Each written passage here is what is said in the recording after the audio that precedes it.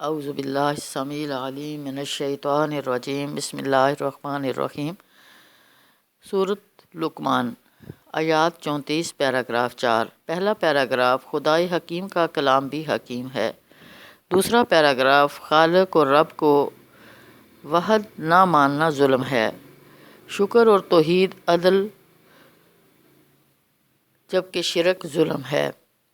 تیسرا پیراگراف اللہ کے بعد والدین کے مقید حقوق ہیں۔ اللہ کی صفات، علم و قدرت، لقمانی حکمتیں، نماز، معروف منکر اور صبر، عزم الامور ہیں۔ لوگوں کے حقوق۔ چوتھا پیراگراف اثباتی توحید اور رد شرک کے دلائل ہیں۔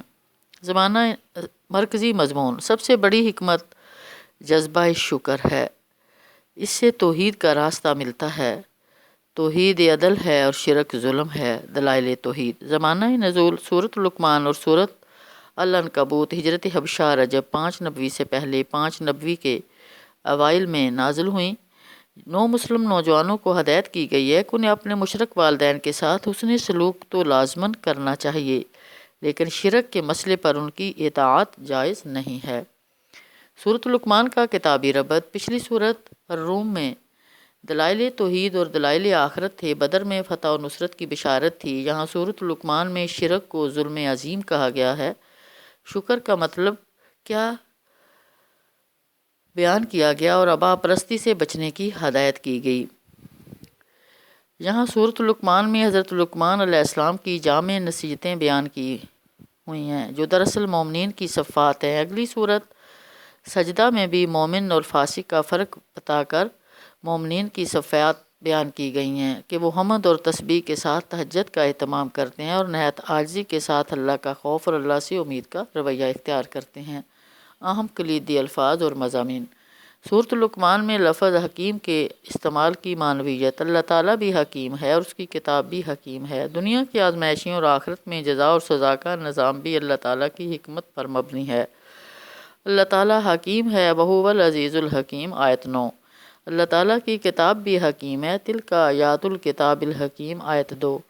حضرت لقمان علیہ السلام کو حکمت عطا کی گئی تھی جو اللہ کا شکر ادا کرو کہ اللہ کا شکر ادا کرو۔ وَلَقَدْ آتَيْنَا لُقْمَانَ الْحِکْمَةَ أَنِ اشْکُرْ لِلَّهِ۔ آیت 12۔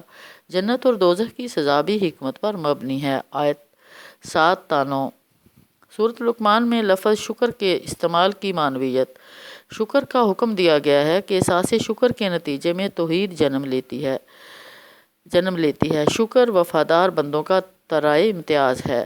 اللہ تعالیٰ نے حضرت لقمان کو یہ حکمت عطا کی کہ اللہ کا شکر ادا کرنا ضروری ہے۔ أَنِ اشْکُرْ لِلَّهِ۔ آیت 12۔ شکر خود انسان کے لیے مفید ہے۔ وَمَنْ يَشْکُرْ فَإِنَّمَا يَشْکُرُ لِنَفْسِهِ۔ آیت 12۔ بے وفا اور ناشکرے لوگ صرف مصیبت کے وقت اللہ کو یاد کرتے ہیں، لیکن وفادار اور شکر گزار لوگ ہر حال میں اللہ کو یاد کرتے ہیں۔ آیت 32۔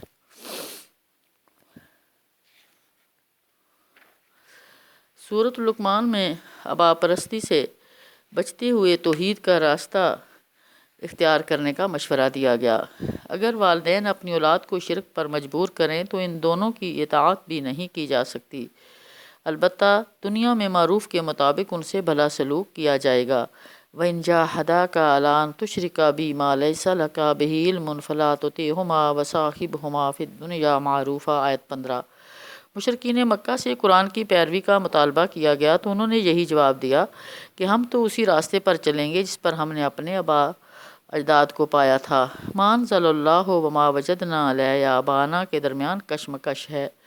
وَإِذَا قِيلَ لَهُمُ اتَّبِعُوا مَا أَنزَلَ اللَّهُ قَالُوا بَلْ نَتَّبِعُ مَا وَجَدْنَا عَلَيْهِ آبَاءَنَا۔ آیت 21۔ روز قیامت نہ باپ اپنے بیٹے کی طرف سے بدلہ دے سکے گا اور نہ بیٹا اپنے والد کی طرف سے، اس لیے ہر انسان کو آبا پرستی سے بچ کر اپنے مستقبل کی خود فکر کرنی چاہیے۔ وَاخْشَوْا يَوْمًا لَا تَجْزِي وَالِدٌ عَن وَلَدِهِ وَلَا مَوْلُودٌ هُوَ جَازٍ عَن وَالِدِهِ شَيْئًا۔ آیت 33۔ سورۃ لقمان میں اللہ کے خالق ہونے کی کئی دلیلیں بیان کر کے توحید الوہیت کا مطالبہ کیا گیا۔ اللہ تعالیٰ آسمانوں کا خالق ہے۔ خلق السماوات بغیر عمد ترونہا۔ آیت 10۔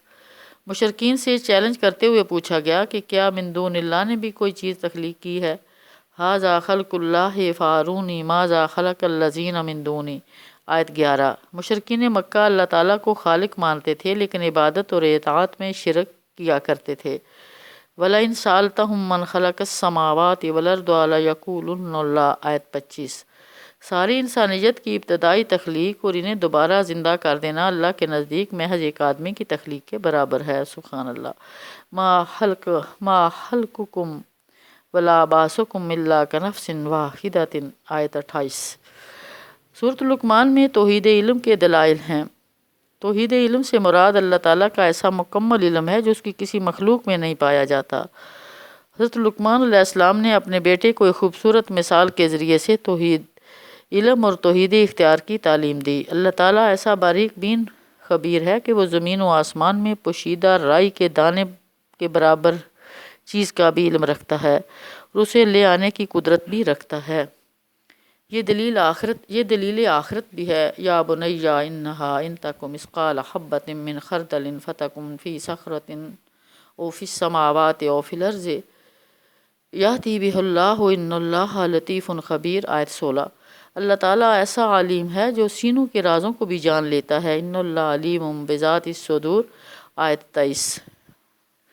وآخر دعوانا الحمد للہ رب العالمین۔